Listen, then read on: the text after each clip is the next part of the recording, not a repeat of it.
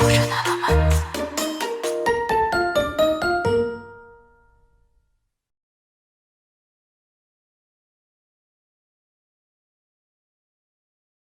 보셨나요? 네. 다들 마스크 쓰고 있어서 지금 얼굴을 하나하나 확인할 수 없지만 여러분들 오픈 채팅방 통해서 질문들 많이 올려주시면 오늘 함께 이야기 나눠보도록 하겠습니다. 오늘 어른들은 몰라요? 개봉 기념 지금 진행하게 된 배우연구소 소장 배우입니다. 반갑습니다. 오늘 큰 박수 주시면 이하나 감독님과 두 분의 배우분들 자리하시겠습니다. 큰 박수 부탁드립니다.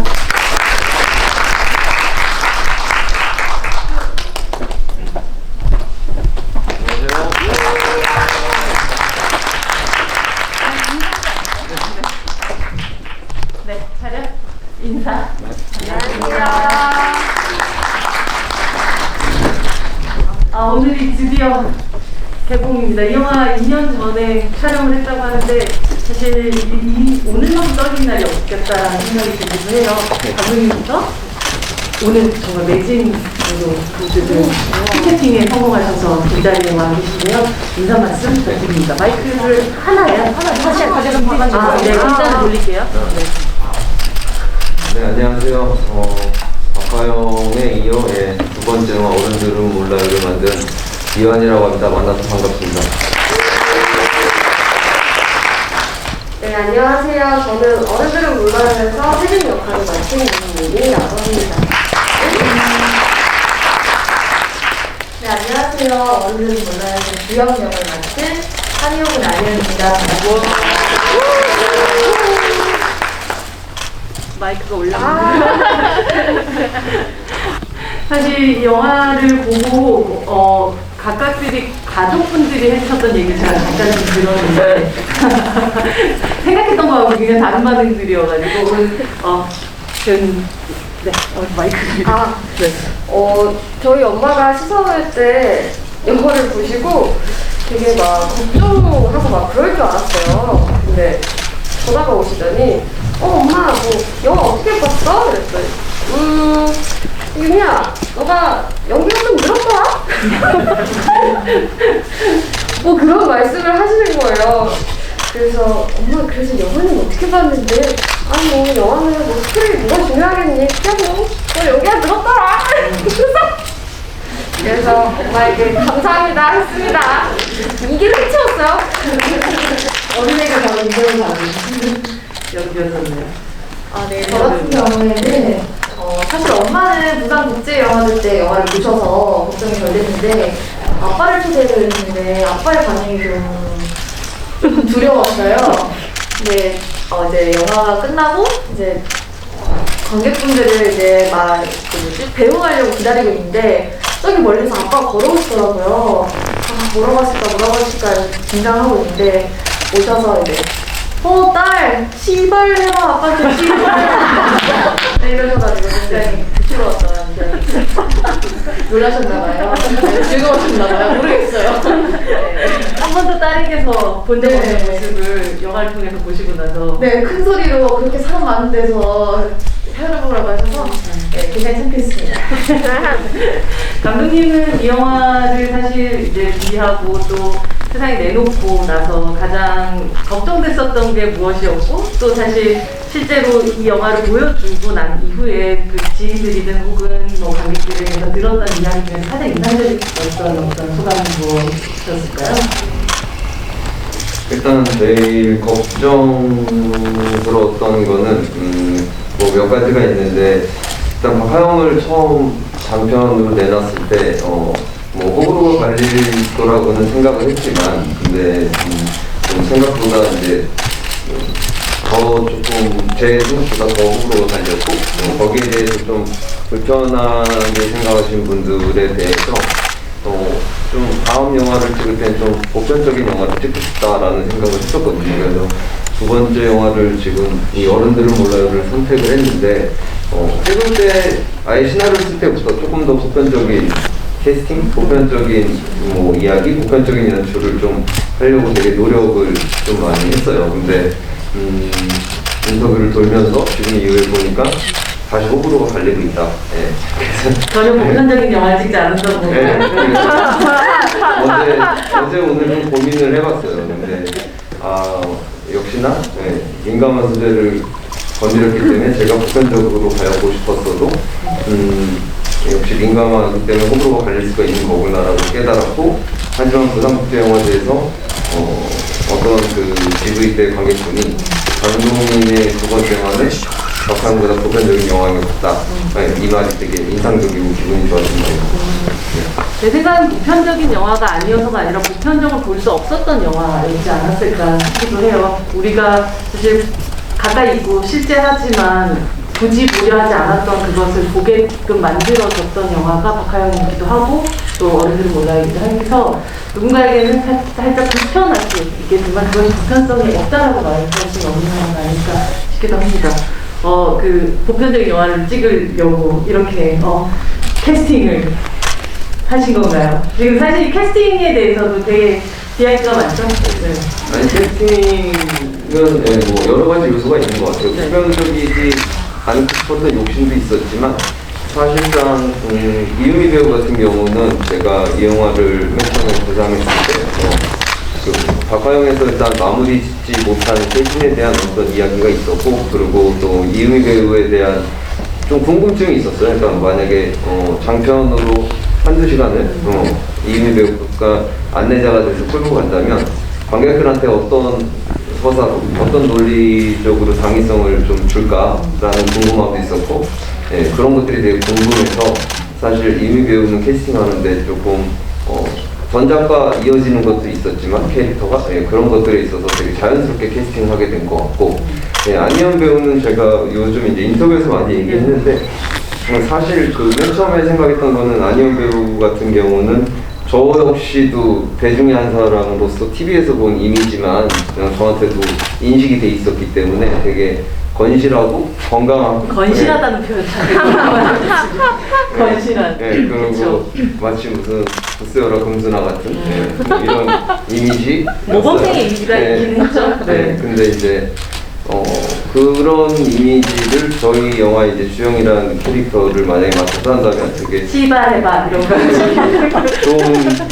좋은 배신감, 건강한 배신감을 대중들한테 줄 수 있지 않나라는 생각을 했었고, 저희 영화에도 되게 좋은 배신감을 줄 거라고 생각했어요. 그 동시에 또 안희연 배우가 이런 것들을 경험해보지 않았으니까 한번 해보는 것도 되게 자기 자신의 인생에 있어서 좀 건강한 배신이지 않을까라는 생각이 있어서 이제 캐스팅을 하게 됐는데, 처음 이제 실제 만났을 때 이야기를 나누고 이제 저녁 식사를 하러 이렇게 안희연 배우가 걸어가는데 그 걷는 모습이 되게 주연 같았어요. 별로 건실한 느낌은 아니에요. 아니 되게 이렇게 되는 그랬었습니다. 저 속에 주영이가 있구나라는 걸 확인했던 것이 아닐까 싶기도 하네요. 사실 이유미 배우님에 대한 이 세진에 대한 캐릭터는 감독님도 말씀하셨듯이 박하영에서 그 2줄짜리 임신 테스트기를 말걸어 남기고 떠난 굉장히 사실은 그 관계 안에서 매기의 수준으로 모든 관계를 흐트리고 떠나버린 되게 씬스틸러 같은 그런 캐릭터이기도 했었는데, 감독님이 스스로 또 궁금해하셨던 만큼 배우분도 뭐랄까 이 세진이라는 친구의 어떤 세계? 이 사람 무엇일까에 대한 궁금증을 사실 또 몇 년 동안 갖고 계셨던 거가 아닐까 싶기도 해요. 어떠셨어요? 사실 박하영에서 세진 역할을 했을 때 그때도 DB를 되게 많이 했었는데 질문 중에 하나가 세진이는 그러면 이제 저 이후에 어떻게 됐을 것 같아요? 라는 질문을 받았었던 적이 있어요.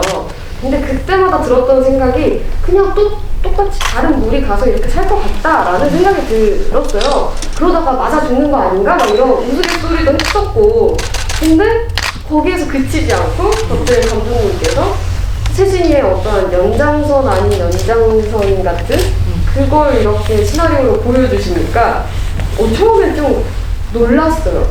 쉽게 이해할 수 없는 너무 이런 것들이. 그래서 왜 이러는 거죠? 이렇게 처음에는 이렇게 물어봤었던 것 같아요. 근데 제목을 다시 보고 어른들은 몰라요 이렇게 있고 나 그런 어른인가? 이런 생각이 들면서 이해하고 싶다라는 생각이 엄청 크게 들었었던 것 같아요. 내가 이미 어른이 돼서 혹시 이 시나리오 이해하지 못하고 있는 건가? 그런 것도 있었고 좀 그리고 또 세진만의 그 독특한 어떤 매력이 있죠. 느껴져서 감히 내가 하고 싶다 라는 생각이 들었었던 것 같아요. 저는 너무 감사한 일이에요. 사실 안희연 배우님 같은 경우는 이 영화가 실제로 연기라는 것 자체를 하게 됐었던 첫 영화였었고 이후에 뭐 여러분들이 보셨던 많은 뭐 웹드라마부터 시작해가지고 많은 작품들을 찍었지만 사실 감독님이야 당연히 머릿속으로 안희연이라는 배우의 저 모범적인 건실함을 어떻게 좀 하고 싶다 이런 마음 같은 것들이 있으셨겠지만 나한테 왜? 라고 캐스팅이 왔었을 때 그런 마음도 드셨을 것 같아요. 엄청 의문스러웠고 그래서 물어봤었어요. 그래서 물어봤고 그때 이제 거리거리 얘기를 들었고 그래서 되게 이상한 사람이다. 좀 그리고 근데 알고 보니까 이제 워크숍 얘기를 해주셔서 뭔가 이제 자신 있는 시스템이 있구나. 그리고 그 시스템 속에 좀 나를 던져보고 싶다. 저 사람이라면 내 안에 있는 뭔가를 좀 끌어내줄 수 있지 않을까 하는 기대감을 주셨었던 것 같아요. 감독님이 인스타 DM? 네네네. 보내셨던 그 캐스팅 제안이었는데 그때 당시에 배우님이 배낭여행 중이었다고 네, 들었어요. 맞아요. 도대체 어떤 여행을 하고 있었길래 그 여행이 어떤 걸 바꾸어 놓았길래 어디 여행을 하고 계셨어요? 그때? 일단 장소는 그리스였고 이제 전 소속사의 계약이 끝나고 보통 그러면은 이제 넥스트 스텝을 밟고 그 부분에 대해서 생각을 해야 되는데 생각을 할 수가 없더라고요. 다음은 뭘로 해야 될지. 나에 대해서 계속 저한테 질문을 해도 그럼 뭘 하고 싶은데? 뭘 하고 싶어? 너는 어떨 때 가장 좋은데? 뭐 어떨 때 가장 행복해? 이런 질문을 저한테 던져도 제가 대답을 해주지 않더라고요. 저와의 소통이 잘 되지 않는다는 걸 좀 느꼈고 내가 너무 바쁘게 살았고 그 시간 동안 무언가를 좀 잃었구나 라는 생각이 좀 들었던 것 같아요. 그래서 지금은 넥스트 스텝을 생각을 할 게 아니라 그 잃어버린 걸 찾아와야 되지 않을까 라는 생각이 들어서 그냥 무작정 편도로 여행을 티켓을 끊고 그냥 가버렸어요. 그게 그때는 중요하다고 생각을 했고 근데 그래서 굉장히 용감한 상태였죠. 미래에 대해서 아무것도 정하지 않았고 그리고 만약에 제가 나는 배우가 될 거야, 나는 앞으로 연기를 할 거야 라고 정해놨으면 감독님이 그런 제안을 DM으로 주셨을 때 특히 또 영화의 소재나 아니면 뭐 캐릭터나 좀 더 이렇게 더 많이 따졌을 것 같고 더 많은 고민을 했을 것 같은데 그냥 이완이라는 사람이 그리고 이완이라는 사람의 전작 박하영이 저한테 어떤 두근거림을 줬고 그 두근거림만으로 충분한 동기가 될 만한 용감한 상태였어요. 그래서 이 영화를 찍을 수 있었고 되게 운명 같은 운명이었지 않나 싶어요. 지금 생각해보면. 정말 감독님 귀신 같은 타이밍을 잘 노리시면서 이게 어쨌든 캐스팅 성사가 될 수 있었던 셈이에요.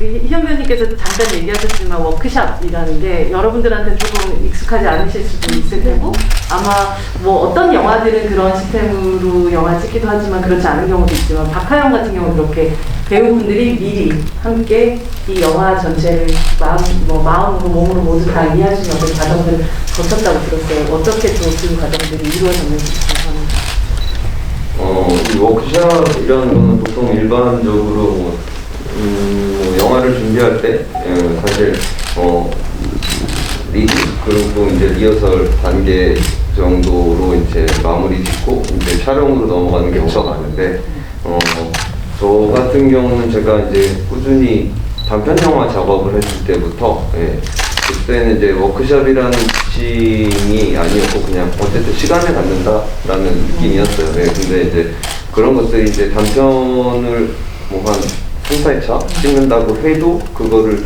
한 보름 정도 준비하는 시간들이 있었어요, 배우들하고. 그래서 그런 것들을 좀 연장선상으로 넘어와서 박하영을 찍을 때도 박하영 배우들하고 거의 한 3개월 정도를 했던 것 같고, 이번에 이제 어른들은 몰라요에서는 이은미 배우랑 안희연 배우랑 또 뭐 신혜빛 배우, 허준석 배우, 뭐 조성아 선배님까지 포함해서 한 2달 정도를 했던 것 같아요. 2달 동안 뭐 이은미 배우랑 안희연 배우 같은 경우는 하루도 쉬지 않고 일요일 토요일도 없이 매일매일 나왔고, 근데 워크숍이라는 개념 자체가 뭐 특별하다고 저는 생각하지 않고 그거거든요. 그러니까 어쨌든 극이라는 소재 안에 그 다음 캐릭터가 녹아 들어가 있고, 그 캐릭터가 감정과 정서가 발화가 되는데, 그 감정과 정서를 일단 최대한 극단적으로 좀 최대치로 키워놓는 작업이에요. 그래서 최대치로 키워놓으면은 사실 현장에 가서 이제 이것들을 좀 조절해서 줄이거나 아니면 조금 올리기는 어렵지만 어느 정도의 선상으로 이제 서로 생각을 하면서 그 감정들을 다 써봤으니까 이제 이미 알고 있는 거죠, 배우들 중에서. 이제 그런 것들을 좀 쉽게, 그리고 더 그 과정 안에서 이 발설을 해봤으니까 자기도 모르는 자신감들이 이제 심어져 있고, 그런 것들을 더 당당하게 할 수 있는 어떤 그러한 작업들의 되게 연장선인데, 그 안에서도 이제 배우들이 가장 어떤 형식이 없이 하고 싶은 것들 다 쏟아내볼 수 있는 거죠. 자기가 살아온 환경, 그리고 자기가 태어난 가정 안에서 이제 습득이 되고, 그렇게 자라온 이제 정서와 자기 말투, 그다음 말투에 어떤 운율도 있을 거고, 그런 것들을 굳이 어떻게 잘라내지 않고 그냥 자기 있는 그대로 이 캐릭터를 반영해서 한번 극단적으로 감정을 키워보는, 그렇게 해서 이제 배우 본인도 이제 어떤 시원함을 환기가 되고 자신감을 가질 수 있는 그런 시간을 만드는 작업이라고 생각해 주시면 될 것 같습니다. 감독님도 또 보시면서 관찰하시면서 또 채집하는 부분들 있으셨을 텐데, 이런 과정이 두 배우에게는 또 어떤 과정인지 궁금합니다. 워크숍을 했을 때 박하영 때도 워크숍을 잠깐 했었지만, 그때 제가 회차가 많지 않다 보니까 그렇게 많이 못 나갔었어요. 근데 그 다른 배우들이 너무 부럽더라고요. 근데 너무 다행히 이번에 또 워크숍을 하게 돼서 일단 저는 워크숍에 대한 한을 풀고 나온 느낌이었어요. 뭔가 뭐 배우로서 쓸 수 있는, 사람으로서 쓸 수 있는 모든 감정들을 다 써보고, 뭔가 너무 자유로운 느낌이었던 것 같아요. 그래서 정작 촬영할 때는 되게 무방비한 상태로 있을 수 있는 느낌이었어요. 그래서 뭔가 상대가 어떻게 연기를 하든 상관없이 그냥 모든 걸 다 받을 준비가 된 그런 느낌? 그런 상태를 만들기 위한 어떠한 시간이었었던 것 같아요. 너무 재밌었어요. 희연 배우님은 발견하지 못해, 내가 나지만 난지 몰랐던, 내 속에 있는지 몰랐던 것들을 또 새롭게 보시던 부분이 되게 많았을 것 같아요. 일단 제가 해야 되는 장면들이 지금까지 살아오면서 상상도 못했던 그런 어떤 장면들, 혹은 제일 사실 워크숍을 많이 했던 부분은 제일 격정적인 씬, 격돌씬? 네, 격돌 씬이었어요. 왜냐면 정말 말씀하신 대로 그러지 않기 위해서 어떤 그런 내가 나를 존중할 수 없는 그런 선택을 하지 않기 위해서, 승부를 내려치는 선택이라던가 어떤 그런 행위를 하지 않기 위해서 최선을 다해서 살았는데, 이제 그래야 한다는 게 그러니까 굉장히 어렵더라고요. 그냥 물을 마시는 거나 그냥 밥을 먹는 거나 그런 것들과는 다르게 그거를 진심으로 할 수가 없어서 그때 굉장히 당황했었어요. 이걸 어떻게 하지라는 생각이. 근데 이제 그래서 막 뭐 이런저런 방법을 다 써봤죠. 감독님이랑 이분이랑 이런저런 대화도 하고 막 뭐도 해보고 이것도 해보고 이런저런 시도들을 정말 많이 해봤는데, 결론적으로는 그 씬을 통해서 저 같은 경우는 그렇게 뭔가 지켜내왔던 그 28년간 뭔가 견고하게 세워왔던 안현이라는 사람의 어떤 벽을 그 신을 잘 찍기 위해서 찍고 싶어서 스스로 부셨어야 했고, 그리고 이 영화를 위해서 이 같이 함께한 사람들을 위해서 부셨고, 그게 부서지면 저는 죽을 줄 알았거든요. 근데 자유로워지더라고요. 그게 저한테는 굉장히 놀라운 경험이었고, 아마 지금 계속 연기를 하는 이유가 그런 어떤 카타르시스라고 하나요? 그것 때문이지 않을까 싶어요. 저한테는 굉장히 놀라운 경험이었어요. 벽돌이라는 이 무기가 되게 메타포가 된 것 같은 정말 그런 느낌이 들 정도네요. 그 벽을 깨부수기 위해서 가장 적절한 무기가 됐었던 것 같다는 생각도 듭니다. 이 채팅방에 굉장히 많은 질문들이 올라와 있는데요. 너무 다 할 수는 없지만, 네. 유미 배우님 보드를 자유롭게 타는데 얼마나 걸리셨나요? 라는 그 어몰유리님과 이 보드에 대한 질문들이 조금 있네요. 그리고 언니들 사랑해요 님도 보드를 배우신 거예요? 원래 탈 줄 아셨나요? 라는 밝혀주세요. 네. 보드요? 보드는 한 영화 찍기 한 3달 전? 그 정도 전쯤부터 배웠었던 것 같아요. 그래서 이제 평지에서는 이제 스텝을 밟을 수 있는 정도? 근데 대신 천천히. 근데 촬영 장소에서 촬영하는 그쪽에서 이제 찍기에는 너무 위험한 곳이 많았던 거죠. 막 꼬불꼬불 하다던가 내리막길이라던가 좀 그런 것들이 있어서 좀 걱정을 하고 있었는데, 정말 다행히 이제 보드 친구들과 같이 촬영을 하는 장면이 있었어요. 근데 그때 이제 저랑 체구가 되게 비슷한 친구를 만난 거죠. 그래서 다행히 그 위험한 그런 구간들은 뒷모습은 다 그분입니다. 너무 잘 타죠, 그분? 제가 좋아하는 동생이에요. 저는 이렇게 타고 싶었거든요. 축하드려요. 그런 동생을 만나주셔서. 행운이네요. 행운이다.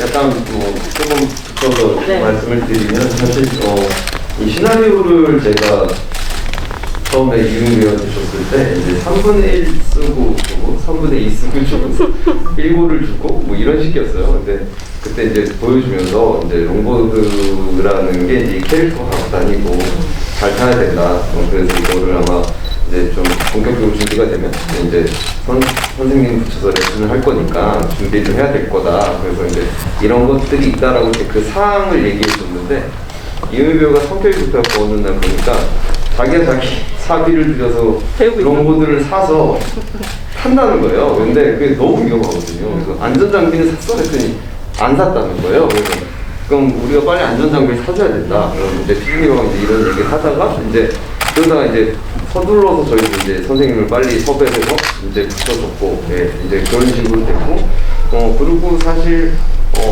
이은미 배우는 이제 지금 그 친구를 현장에서 섭외해서 대역을 한 줄 아는데, 그게 아니라 그 친구가 물론 우리가 맨 처음에 대역으로 섭외를 한 건 아니지만 대역을 섭외하려고 저희는 계획이 있었고, 근데 그 중에서 이제 그 친구가 먼저 눈에 띄어서 이제 하게 됐는데, 그 친구 같은 경우는 사실 유미 배우한테도 이제 뭐 레슨해준 선생님이 따로 있었지만 나중에 이제 그 친구가 또 레슨을 해주고, 그러면서 이제 자연스럽게 그렇게 됐는데, 왜 이렇게 마스크로 들어가셨어요? 어디? 근데 이제 그 친구들이 이제 저희는 그러니까 꼭 제가 말씀드리고 싶은 게, 그러니까 저희 영화가 그 보드 팀도 그렇고 그 다음에 음악 팀도 그렇고 제가 이 영화를 만들 때 조금 제가 아까 얘기 드린 보편성 이런 것들이 저 혼자만의 능력으로 해결할 수 있는 부분은 아니고 어느 정도 또 도움을 받아야 된다고 생각해서 음악도 맨 처음부터 힙합으로 기획을 했었고 보드도 그렇게 했을 때 사실 좀 운이 좋아서 되게 좋은 팀들을 만났어요. 그래서 이제 보드했던 팀들도 우리나라 이제 챔피언인 친구들이고 실질적으로 그래서 그 친구들과의 어떤 콜라보레이션, 그 협업이 되게 좋았다. 그리고 그 훌륭한 친구들이 있었다라는 말씀을 드리고 싶어서 나도 해놨어. 네. 그리고 유미가 이렇게 얘기를 하면 되게 보드를 뭔가 이렇게 의미가 안 다른 것처럼 들릴까봐. 근데 사실 저는 처음 윤희를 만났을 때부터 아니 지 몸만한 보드를 맨날 들고 다니면서 그렇죠. 키만한 네, 보드. 정말 키만 하잖아요. 그 무거운 거를 맨날 들고 다니면서 그 좀 틈만 나면 계속 타는 거예요. 그래서 아, 이 친구 정말 대단하다. 그러면서 막 다리에 멍이 엄청 들고 그래서 혹시 오해하실까봐 그 되게 잘 타요. 저도 막 많이 태워주고 그랬거든요. 진짜요? 네. 그 사람도 탈 수 있나요? 그렇더라고요. 그래서 롱보드에 오늘 인스타 올렸잖아. 아, 제가 또 인스타에 아. 올렸습니다. 그래서 오해하실까봐 꼭 이렇게 선언을 하고 싶었어요. 보드도 직접 꾸미신 거예요? 저희가 같이 붙였어요. 같이 붙이셨어요? 네, 맞아요. 아니 오늘 제가 조금 일찍 와가지고 두 분 그 대기실에 갔는데 뭘 이렇게 열심히 막 붙이고 뭐 쓰고 막 그리고 있더라고요. 그래서 보니까 유미 배우님께서 이 팔찌를 다 만들어가지고 여러분들 오늘 질문하시는 분들 중에서 선물로 드리려고 지금 5개인가요? 네. 5개가 여기에 정말 예뻐요. 되게 그걸 다 만드셨더라고요. 그래서 아, 손재주가 상당하신 분이시구나.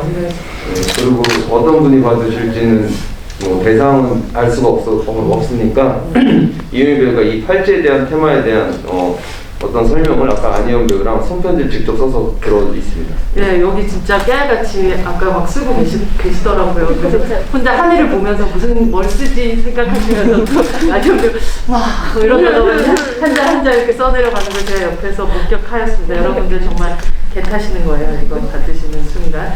감독님, 네. 큐티 하니님께서 감독님 배우 데뷔작이 TV에서 방영된 신세대 보고 어른들은 몰라요입니다. 이번 작품은 감독님의 데뷔작하고도 제목뿐 아니라 내용 면에서도 유사성이 보이는데 이를 염두에 두고 만드신 건가요? 라는 이거 제가 이 질문을 한 3번, 4번 받았는데 받으셨어요? 네, 이거 오보예요. 아, 그렇군요. 네, 이건 저는 그런 찍은 적이 없고 오늘로서 이거는 아닌 걸로 네, 봅시다. 네. 네. 알겠습니다. 그런 이렇게 오보라는 게 가끔 이렇게 돌 때는 확실히 이걸 얘기를 해줘야 되는 것 같아요.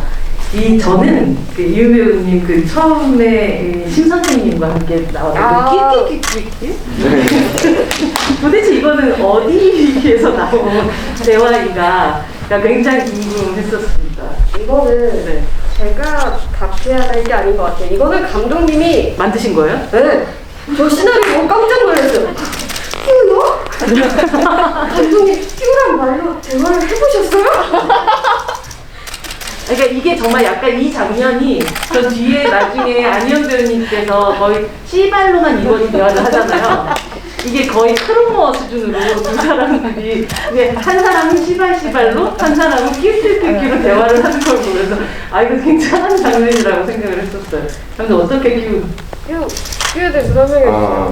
이거는 약간 조사를 많이 하잖아요. 시나리오 쓸 때. 네네. 근데 조사를 많이 하는 과정 안에서 사실 뭐 다큐멘터리도 있고 인터뷰도 있고 그다음에 뭐 문학적으로도 조사를 하고 하는데 이거는 좀 조사하는 과정에서 누가 끼끼끼끼 하셨나요? 실질적으로 이제 캡처가 돼갖고 그 20대 아이들이 대화를 친구들과 나누는데 이제 좀 뭐 그 제목은 그런 거였어요.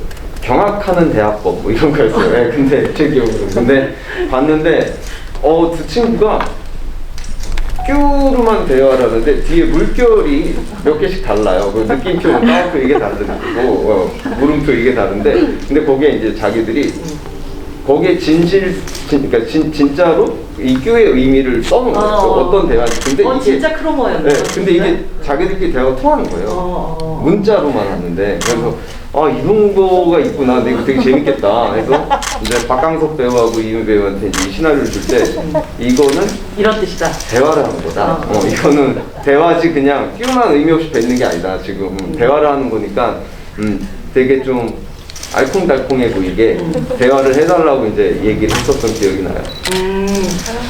본인은 그러면 가로 열고 이게 무슨 뜻이라고 써놓으셨어요? 다 써봤죠. 근데 저희 현타가 많이 와가지고 완전 그것도 카톡이잖아요. 육성으로 뱉진 않잖아요. 근데 또 그 큐 덕분에 소진이의 캐릭터가 또 살았다 생각하기 때문에 사실 이 영화를 보면서 그 심 선생 캐릭터에 대해서 조금 궁금했던 점이 되게 많았었어요. 왜냐하면 이 관계는 도대체 뭘까? 굉장히 세진이가 적극적으로 그를 유혹하는 고 사실은 누가 봐도 그냥 그 뒤에 나중에 교장 선생님과 함께 찍은 사진을 보기 전에 혹은 아니면 교실에서의 그 관계를 보기 전에는 연인 같은 느낌이 그냥 확 들어버리는 건데 과연 세진에게 있어서 이 사람은 무엇이었을까가 너무 궁금한 거예요.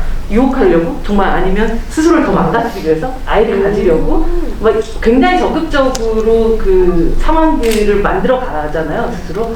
그 점에 있어서 신 선생과 자신이 이 캐릭터가 함께 있었을 때 도대체 세진은 어떤 마음이었을까요? 저는 세진이한테 처음에 먼저 다가왔었던 건 선생님이라고 생각해요. 그래서 그 사람에게 나름 충실했었다고 생각했던 것 같아요. 뭔가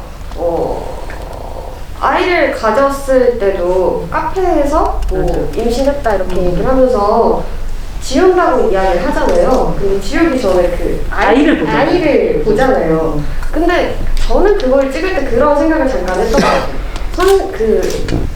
선생님이 강섭이가 응? 강섭은 본명이네요. 상섭이가 이 아이를 낳아서 키우자고 했으면 세진이는 키웠을까 안 키웠을까 생각했을 때 키웠을 것 같아요. 그런 느낌이었어요, 네. 저도. 네. 근데 무슨 말도 초반에 그냥 지켜만 봤는데 그냥 제가 하는 행동을 어떤 것 하나도 말리지 않고 오히려 약을 주잖아요. 그러면서 세진이한테는 이 사람에게 이제 주어진 기회가 끝난 느낌이었던 것 같아요. 그래서 학교에서 이제 그냥 스스로 해결하기 위해서 그냥 있는 상태에서 그냥 손들어서 얘기하고 그래서 다 알려지게끔 그렇게 하면 해결이 되겠지라고 생각을 했었던 것 같아요.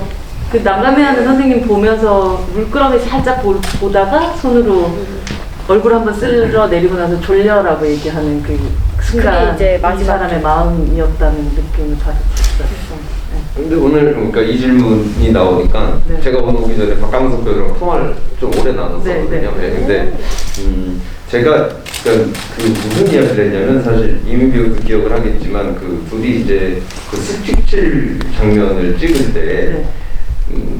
워크숍이라는 걸 했다고 했잖아요. 네, 네. 근데 그때는 조금 어느 정도 이거는 조금 계획이 필요한 씬이었기 때문에 그래서 이건 좀 약속이 돼 있는 게 있었어요. 이건 좀 워크숍에서부터. 근데 제가 막상 이제 찍으러 현장 가니까 생각이 바뀐 거예요.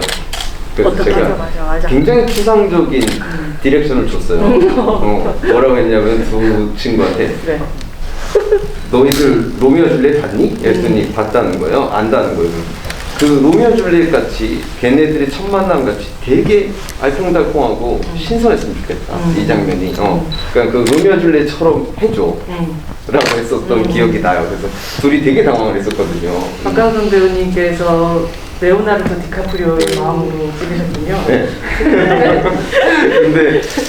근데 아무튼 그 장면이 그래서 뭐 어떤 합을 맞춘 것들은 정확히 들어왔지만 워크숍 때 저랑 똑같이 들어왔지만 정서적으로 이제 뭐 눈빛을 교환한다거나 이런 것들은 조금 현장에서 제가 얘기한 그 디렉션을 바탕으로 두 배우가 또 되게 충실히 열연을 해주는 거죠. 예, 그 장면 같은 경우는.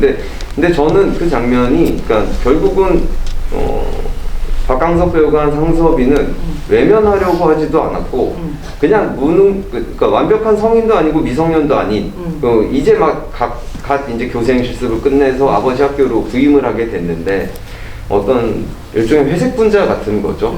어떤 편에도 설 수가 없었고, 근데 이제 이 친구 같은 경우는 결국에는 뭐 제 필과 마찬가지로 이제 암시인데 아버지의 엄청난 폭력 앞에 그냥 무릎을 꿇어버리는 그냥 얘도 선택을 하고 싶었지만 망설이는 시간 동안에 그냥 아버지의 폭력 앞에 무릎 꿇게 되는 그래서 또 새로운 또 기성세대가 되는 좀 어떤 이런 의미를 담고 싶었던 캐릭터였던 것 같아요. 주영이의 타투에 대한 질문들도 꽤 많이 있었어요. 어떤 의미들이 좀 있는지, 언제부터 타투가 있었는지 뭐 이런 거 여쭤보셨네요. 사실 주영이의 타투는 좀 이미지적인 정치이고 제가 생각을 하기에는 저한테는 이제 집에서 나오면서 어떤 스스로의 다짐 같은 거를 몸에 새기지 않았을까. 사실 주변에 사투를 이렇게 좀 많이 한 친구들한테 물어봤어요. 너는 도대체 무슨 의미야? 이게 하나하나 다 어떤 의미가 있을까 없다는 거예요. 이게 점점 하게 하면 많이 하면 할수록 처음에는 어떤 의미로 새겼는데 나중에는 좀 여백을 메꾸는 남겨둘 수 없어. 네, 여백을 메꾸는 의미로 이거를 타투를 하게 된다고 하더라고요. 근데 저한테는 일단 문신 같은 경우는 돈을 벌어야 하는 이유였어요. 나는 그냥 그러니까 꿈을 주영이는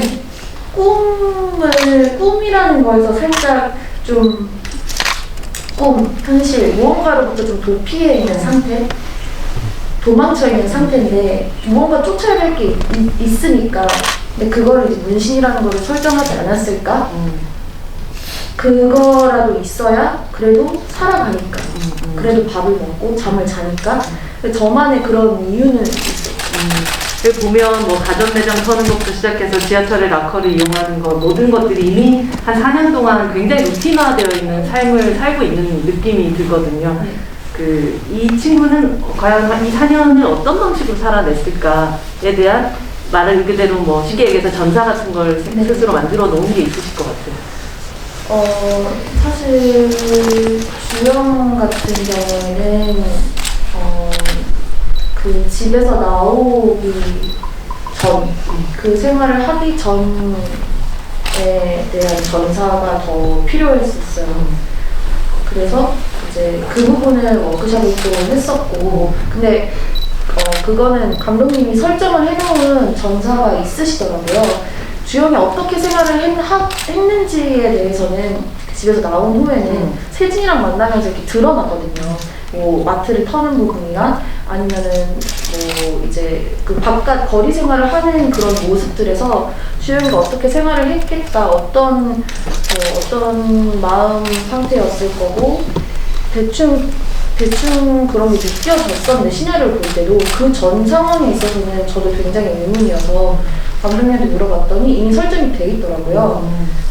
주영이가 학교를 갔는데 집에서 나오기 전에 그 친구들 사이에서 좀 칼부림이 났고 근데 이제 그 오해 속에서 그 관계 속에서 주영이는 가해자이면서 동시에 피해자의 어떤 그런 프레임이 씌워져 버린 거예요.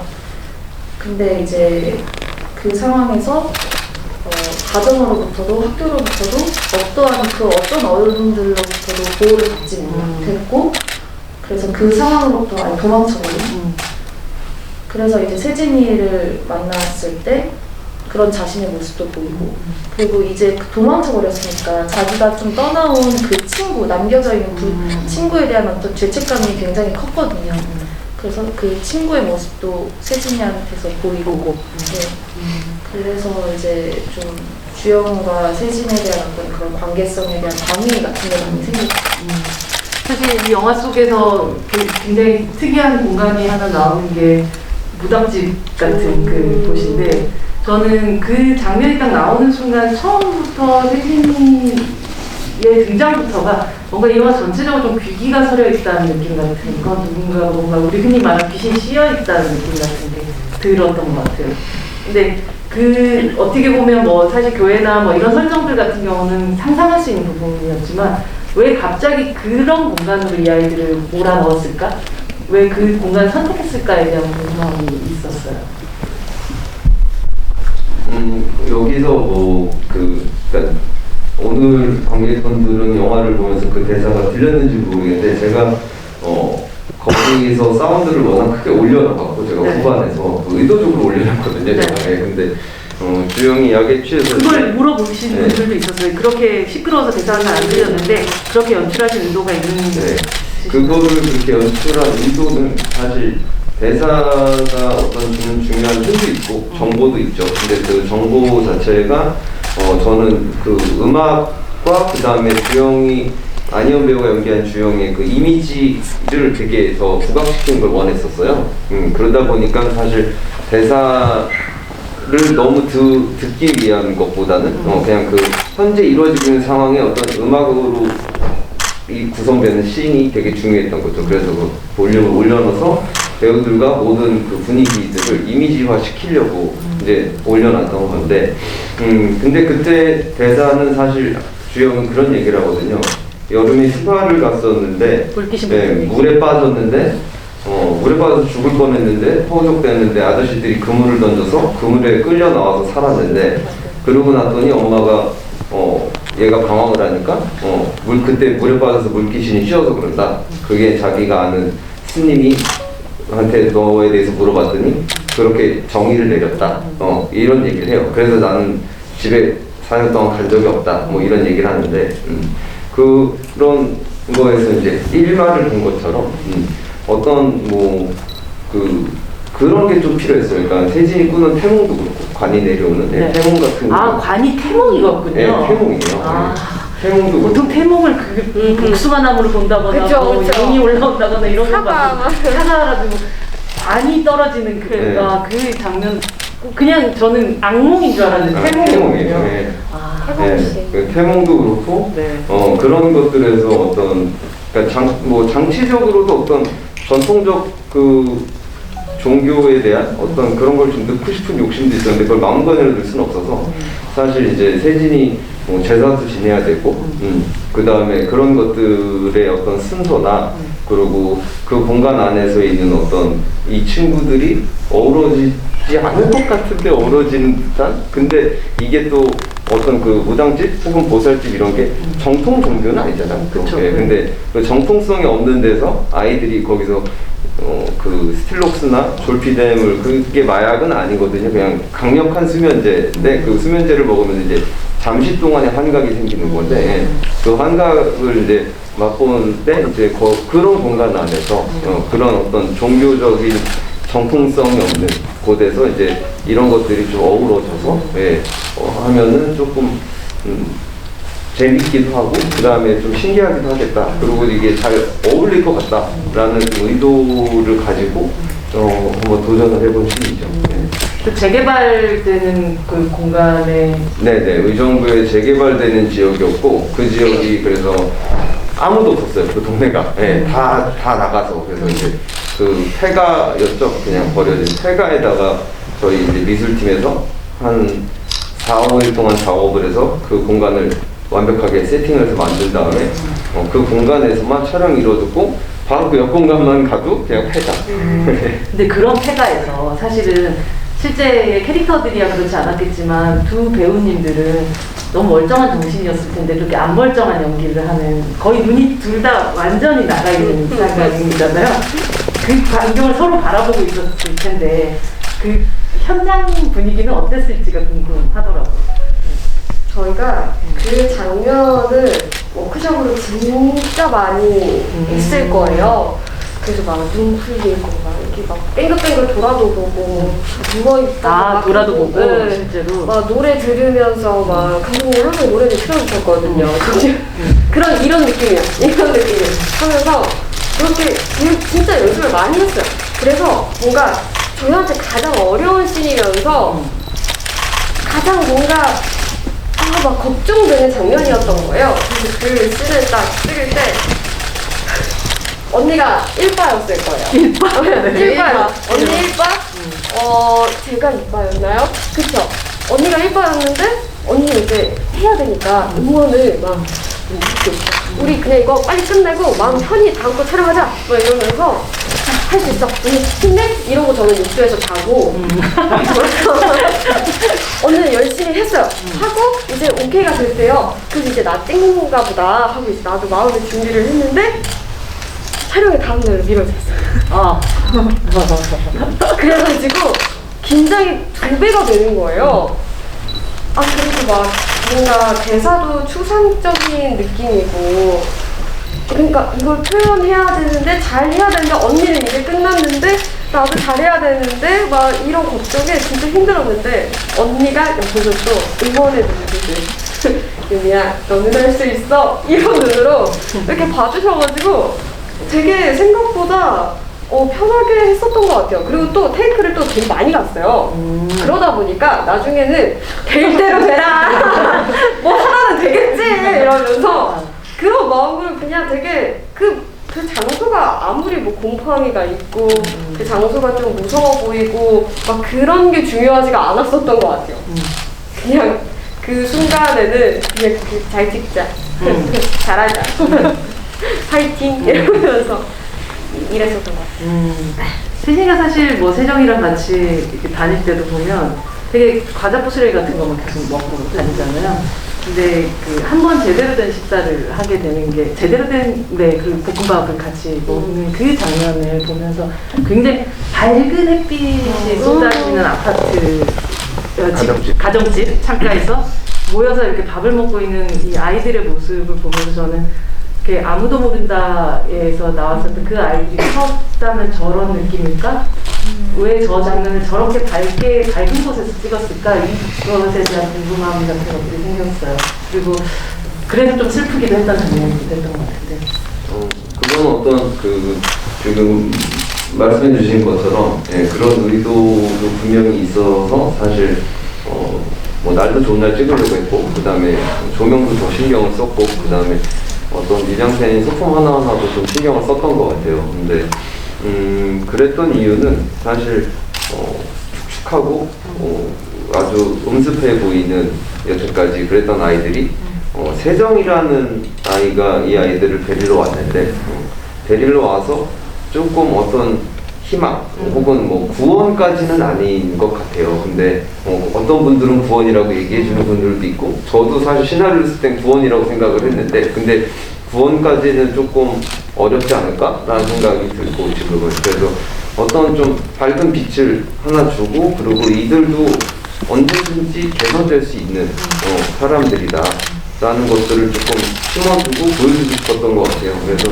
근데 그런 과정 안에서 세진이가 다시 자해를 하고 근데 그런 것들조차도 그런 걸 보면 이제 세정이 같이 어린 친구는 울어버리거나 도망가고 싶을 텐데 그런 모습을 묵묵히 지켜만 봐주고 바라만 봐주고 그거를 꼭 끌어안아 줄 때 저는 거기서 되게 역설적인 느낌들을 좀 받았거든요. 사실 그 씬 같은 경우도 맨 처음에 시나리오는 그렇게 쓰여 있지 않았어요. 그냥 보기만 하고 이렇게 했는데 워크숍을 하면서 이제 제가 조금 찾아가고 신햇빛 배우한테 언니를 안아주면 좋겠어. 그래서 이런 식으로 좀 발전이 된 씬이었는데 그래서 사실 그 씬을 제가 제일 좋아하기도 하고 이 영화에서 그 씬이 어쨌든 가지고 있는 힘이 조금 신햇빛이 연기한 세정이를 주축으로 돌아갔으면 좋겠어서 좀 그런 효과들을 조금 생각하고 의도적으로 사용했던 것 같아요. 사실 실질적으로 더한 비극적인 장면이 뒤에 기다리고 있긴 하지만 그러니까 그 순간만큼은 나 많이 컸냐고 물어보는 동생에게 많이 컸다고 그렇게 얘기하는 순간 더 이상 아이가 아닌 세진도 어떤 보면 이제는 좀 어른이 된 것 같은 느낌을 좀 받기도 했었던 장면이었던 것 같아요. 대필이의 진심은 무엇이었을까요? 여기서 근데 막 진심 1도 없어 막 노래 계속 나오고 진심 1도 없는 건가요? 사실은 원래부터 이런 생각을 하는 거 아니에요? 대필이의 듣고 싶은데 대필이 뭐였어요? 대필이는 사실 그게 또 그렇게 연관이 되는데 네, 딱 그 느낌이었는데요. 1도 없는 진심. 네, 근데 대필이는 사실 그런 거죠. 어떤 관망이 된다. 그 대필이는 세진이와 어떤 주영이가 있으면은 약간 좀 예를 들어서 얘가 전사가 있긴 한데 그 전사의 어떤 괴로움 때문에 그 세진을 통해서 뭔가를 극복하려고 한다기보다는 그 자기가 겪었던 것들을 이 친구가 다시 한번 겪게 되는 것들이 너무 두렵다거나 이런 거보다 이게 말이 좀 꼬이는구나. 이게 그러니까 그런 거예요. 사실 그러니까 본인 얘기라서 그런 거 아닙니까? 아니요. 이게 뭐냐면은 되게 기성세대로 넘어가는 뻔한 캐릭터거든요. 사실 근데 폭력 앞에 무릎 꿇게 되는 건데 사실 자기가 갖고 있던 어떤 신념이나 이런 것들을 지키고 싶었던 아이고 근데 그 신념들이 사실 점점 설 데가 없게 되는 거죠. 자기가 의도했던 의도하지 않았던 시도하는 것이 매번 실패를 하면서 사실 자기는 성공을 하겠다라는 마음보다 도움을 주고 싶었던 건데 사람들은 자기한테 아이들은 왜 실패를 해? 왜 자꾸 사기를 당해? 이렇게 나와버리니까 얘는 설 데가 없었는데 그때 마침 이제 주영이 엄청 한심스러운 눈으로 네. 쳐다보고 자기 이제 친형한테 이제 친형의 존재를 또 숨기잖아요. 숨기고 데리고 왔는데 친형이 어떤 행동을 할 거라고 상상했는데 그것들이 이제 또 눈앞에 벌어지면서 사실 얘는 낙담하게 되고 또 자책을 하게 되고 본인이 본인 자신한테도 분노를 하게 되는 거죠. 그러면서 이제 본인이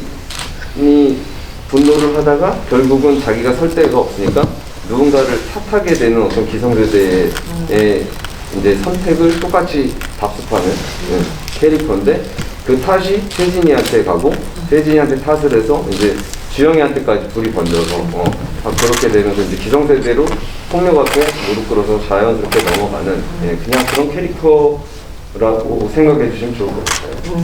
제피디에게서 듣는 제피디에 대한 이야기였습니다. 아니 시간이 그냥 저 하는 말이 아니라 너무 금방 가버려서 지금 이게 마무리를 해야 되는 시간이 와버렸어요. 그래서 1시간이 훌쩍 지나갔는데요. 사실 앞으로 GV가 꽤 많이 또 남아있어요. 내일 또 이어지는 GV들이 저와 함께는 아니지만 또 다른 또 모더레이터분들이 하실 텐데 오늘 올려주신 질문들이 다 너무 주옥 같은 좋은 질문들이 되게 많은데 이거 잘 캡처하셨다가 또 다음에 또 이어졌으면 좋겠고요. 이 영화 사실 이제 막 개봉하고 오늘 개봉해서 여러분들과 이렇게 정말 뜨겁게 호응하듯이 만나게 됐는데 어른들은 몰라요는 자신의 어떤 연기 인생 혹은 아니면 삶에서 어떤 기억으로 남게 될 작품일까요? 희영전부터 들어볼까요? 일단 저한테는 가장 짙었던 순간 시간들이고 그리고 아마 처음은 항상 특별하고 너무 소중하잖아요. 처음으로 그리고 가장 그런 짙었던 순간들로 저한테 평생 기억될 것 같아요. 그리고 너무 감사한 건 연기라는 거를 이 사람들과 이분들과 이 영화를 통해서 이렇게 만나지 않았다면 잘 모르겠어요. 제가 지금 이렇게 계속 연기를 하고 있을지 잘 모르겠어요.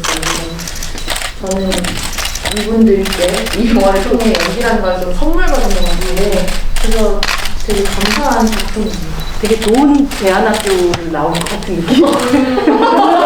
네, 맞아요. 감사합니다. 제대로 배우신 느낌, 그 다시 들어갈 수 없는 학교구나. 네, 네. 인생에서 처음이자 마지막으로 또 할 수 있는 일이었다는 생각을 합니다. 네. 저한테 어른들은 몰라요는 배우 이유미로서의 성장도 있지만 이유미로서의 성장도 하게 해준 그런 영화. 사람 이유미. 네. 그런 영화인 것 같아요. 그래서 한 2살 정도 더 나이 먹은 것 같은 느낌을 얻게 하는 좀 그런 되게 특별한 영화였던 것 같아요. 뭔가 처음부터 끝까지 내가 다 존재했었던 그런 영화. 너무 행복했던 그런 영화였습니다. 전 조류인간을 보면서 되게 새가 되고 싶었던 사람인데 새가 못 되거든요. 근데 이 영화를 통해서 감독님이 보드를 태우면서 되게 자유롭게 날아가게 해줬던 것 같은 느낌이 들었었던 맞아요. 그랬습니다. 새가 됐어요. 네. 감독님 뭐 아마도 박하영에서 또 어른들은 몰라요 이어지면서 또 감독님이 어떤 작품을 또 다음에 준비하실까 혹은 또 뭐 보통은 뭘 만들면 자꾸 3부작을 만들잖아요. 사람들은 3부작을 기다리는 뭐 분들도 계실 것 같은데 어떤 또 계획들 가지고 계신지가 궁금합니다. 저는 뭐 일단 지금 크리스마스를 하나 써서 일단 보여주고 있는데요. 뭐 3부작은 아니고요. 네. 그리고 아마 주인공들이 또 청소년이거나 그렇지 않을까요? 완전히 좀 다른 장르 영화입니다. 네, 그냥 범죄 드라마고요. 네. 그 범죄 드라마 영화를 지금 크리스마스 여기 욕 되게 잘하시는 분. 거기는 완전히 남자들밖에 안 나옵니다. 네. 그래서 지금 이제 그거를 좀 어떻게 해볼까 좀 고민을 많이 하고 있습니다. 어떤 작품이 되더라도 또 이만큼이나 또 치열한 또 작품이 되지 않을까 기대하고요. 여러분들도 아시고 뭐 모든 분들이 다 아시겠지만 오늘 이 자리는 이렇게 또 마감을 하면서 또 다음에 이어질 주제들에도 또 강클하셔서 열심히 이 자리를 또 채워주시기 바랍니다. 자리해 주셔서 너무 감사합니다. 오늘 그 어려운 시간에 네. 저희 만나서 찾아와주셔서 감사하고요. 예, 저희 어차피, 그러니까 제가 어차피 이 영화를 만들 때는 저는 인터뷰에서도 얘기했지만 제가 10대를 뭐 지나온 지도 꽤 됐고, 근데 10대를 지났을 때 모든 사람들이 완성이 됐다고 생각하기엔 되게 어려운, 되게 초석의 시간인 것 같아요. 저는 오늘 영화를 만나서 이 영화를 보신 분들도 자신만의 영화로 이 영화를 완성하셔서, 네, 뭐 저희가 만든 건 여기까지지만 영화가 완성이 되는 건 관객분들 한 분 한 분들이 보면서 완성을 하시는 것 같아요. 네, 그래서 좋은 영화 완성하셨으면 좋겠고요.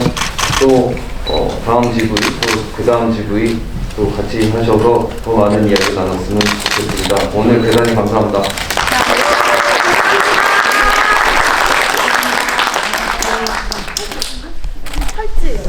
이 팔찌가 여기 있습니다. 대로 그 채팅방에 가장 먼저 질문 주신 5분 팔찌선물 드릴 거고요.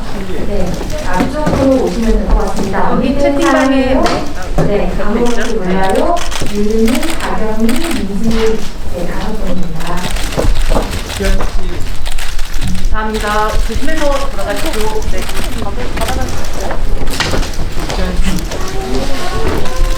자,